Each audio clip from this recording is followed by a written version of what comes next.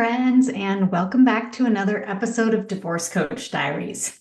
Today, I want to talk about something that comes up quite frequently in sessions with clients, and it's related to parenting. And it's the idea of the sadness, the worry, the fear that goes along with people in our kids' lives who don't behave how we think they should. This person in our kids' lives might be a parent, it might be a grandparent, it might be a sibling, it might be a teacher or somebody. Most often, it's your kid's other parent. And we worry when this person in our kid's life is not showing up how we think they should. Maybe they're not being a good example to our kid. Maybe they're not showing up like we think they should. Literally, they're not in our kids' life like we hoped they would be. Now, this is something that I coach on a lot. And before we get started in here, I just want to give you permission to feel however you want to feel. It is okay and it makes sense. But some of the stories that we're telling ourselves might not serve us, and they might, in fact, be very painful and making this situation that's already challenging even harder. So, just in the past few weeks, I have met with more than one client who is experiencing a lot of pain because of how her kid's co-parent is showing up or not showing up, and feeling worried that this person is going to rub off on their kids in a way that they don't think is good for their kids, or feels a lot of pain because this person is not behaving in the way that we think a parent should behave. But what if I told you that the way that parent is showing up is exactly what your kid needs to see modeled? So I want to tell you a little story. Another client was speaking to me and she told me this beautiful example after we had already talked about some of these things and why she's feeling how she is and how she's disappointed that her co-parent isn't showing up for her kid the way that she wished that they would. She told me this little story about her daughter, and I want to share it with you. So, this client's ex was having a birthday, and these kids don't see their other parent very often. And so she was feeling like, should I remind them that it's this birthday? Should I just leave it? Is this person going to reach out to my kids and say maybe like, why didn't you wish me a happy birthday? All of these complicated thoughts and emotions. So she decided that she was just going to send a quick text to her kids and say, hey, just so you know, it's your dad's birthday. Just wanted to remind you if you wanted to text and say happy birthday. And she felt like she could do that from a place of integrity. She was trying her hardest to show up as love shows up. Show up love for herself, love for her kids, even love for her ex-husband. So she sent one text, got no response from one of her kids. Sent another text. This kid wrote back to her and said, okay, I'm going to wish him a happy birthday because I don't want to do the same thing to him that he did to me last year on my birthday. And this client shared with me that her kid had not heard from her dad on her birthday last year. And she felt sad about that. And she felt disappointed and she felt a little angry. And this kid, who is a teenager and has every reason to feel like they want to distance themselves from this parent, decided anyways, that's not who I want to be. I want to be the person who wishes people in my life happy birthday. And this client was so proud of this kid. And we were able to talk through how this was the manifestation of what we had been talking about and how we'd been processing and working on this idea that even when people don't show up how we want them to, they're still teaching our kids.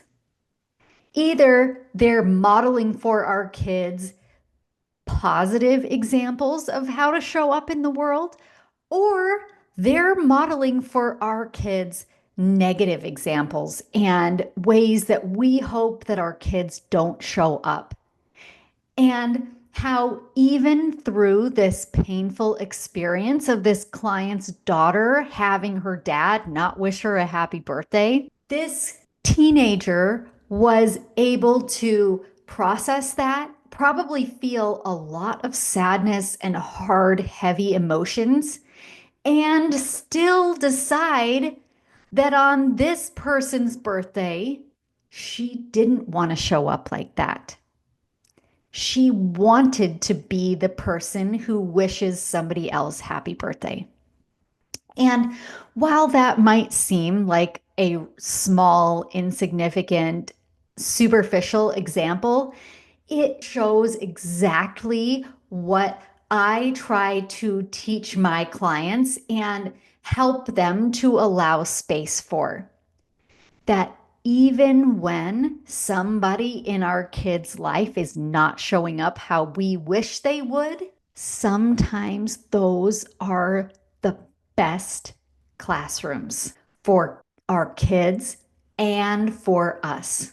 Those are the experiences when everything is not going well and expectations are not met. Those are the experiences that allow us to grow into the people that we are meant to become. Growth is not comfortable.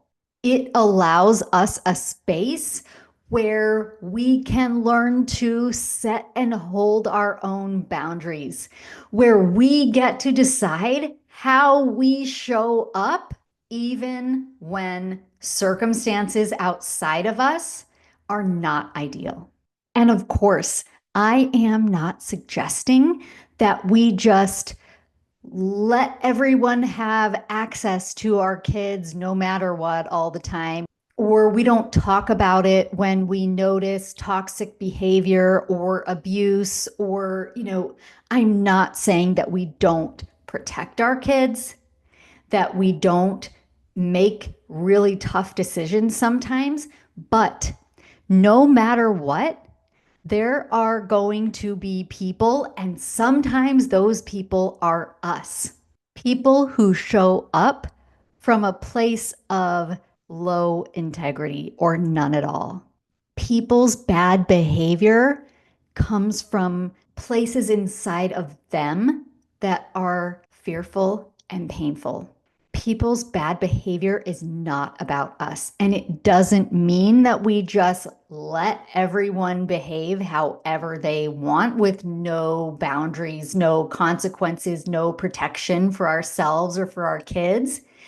But we cannot control the behavior of anybody else.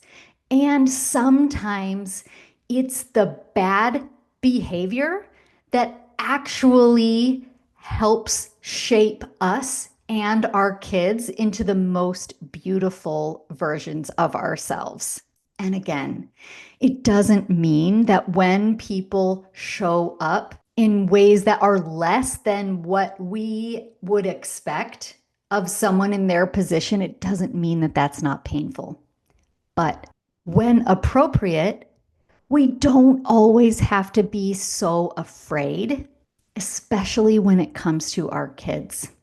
Because just like this client's child, this kid was able to see, this is not how I want to show up. I want to show up differently, no matter how my parent is showing up. I want to be somebody else.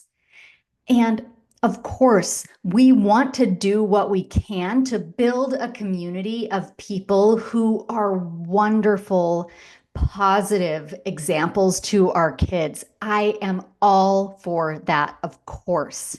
But it doesn't mean we are able to shield our kids from all negative behavior, even behavior that comes from people who we desperately wish would show up differently for our kids, because it makes total sense that you wish that your kids had two parents who were showing up in really beautiful ways for your kids. But for some of you listening, that is just not a realistic wish or hope. And in fact, waiting for that or wishing for it or dwelling on it might be keeping you stuck. And I want to just suggest to you that you open a little space and allow for these people that are showing up how we wish they wouldn't. Sometimes those are our and our kids' best teachers. This is what I have for you today, my friends.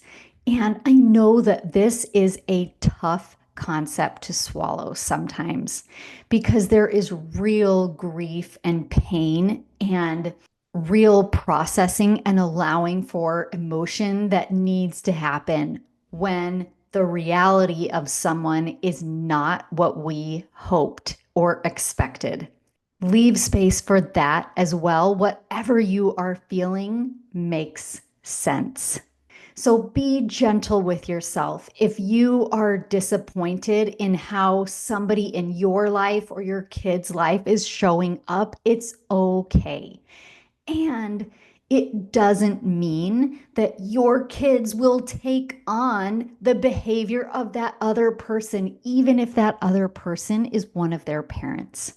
Just like my client's daughter, even when that behavior was modeled for her, she was able to see clearly what that was, the behavior of somebody who is in a lot of pain. And she was able to rise above that and act like she really wanted to, only because she wanted to show up that way, with no expectation of how that would be received. Simply, I don't want to show up like that, like he did last year for me. I'm going to wish him a happy birthday. That is beautiful. I am thrilled for that client. She is working hard and she is doing a beautiful job teaching her kids what it means to show up how you want to show up, and allowing for even these negative or potentially painful experiences to turn her into the person that she wants to be. So, you're doing it, my friends. It's tough work, single parenting, and I am here for you. I would love to help you. I would love to meet you. Come and meet me. Book a free session at megthedivorcecoach.com/free coaching. I can't wait to meet you. I will see you next week.